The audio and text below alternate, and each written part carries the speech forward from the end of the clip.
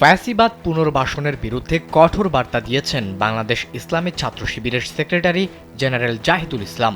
মঙ্গলবার দুপুরে নিজের ভেরিফাইড ফেসবুক পেজে এক দীর্ঘ স্ট্যাটাসে তিনি এই হুঁশিয়ারি দেন। স্ট্যাটাসটিতে তিনি লিখেন, ফ্যাসিবাদ পুনর্বাসনের জন্য ছাত্র জনতা জীবন দেয়নি।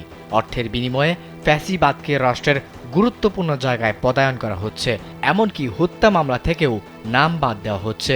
এমন অসংখ্য তথ্য ও ডকুমেন্টস তারা পেয়েছেন। এমনটি হওয়ার কথা ছিল না।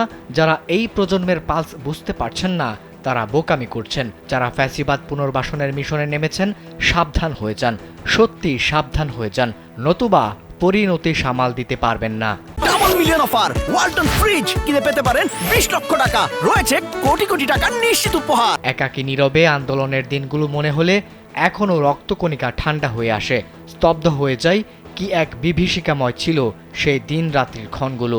কি করব আমরা, কি করা উচিত, সামনে অগ্রসর হব নাকি পিছিয়ে যাব?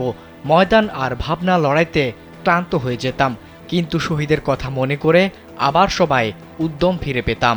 আমরা যারা সেদিন শহীদ হিসেবে কবুল হইনি, আমাদের শরীরে হাজারো শহীদের রক্ত লেগে আছে। তাই আমাদের সামনে কোনো অন্যায় হলে আমরা শাহাদতের লেবাসে সেখানে আঘাত হানব। যেখানেই ফ্যাসিবাদী চিন্তা ও কাজ হবে সেখানেই আমরা প্রলয়ের মতো আঘাত হানব। ফ্যাসিবাদ নিপাত যাক, ইনকিলাব জিন্দাবাদ।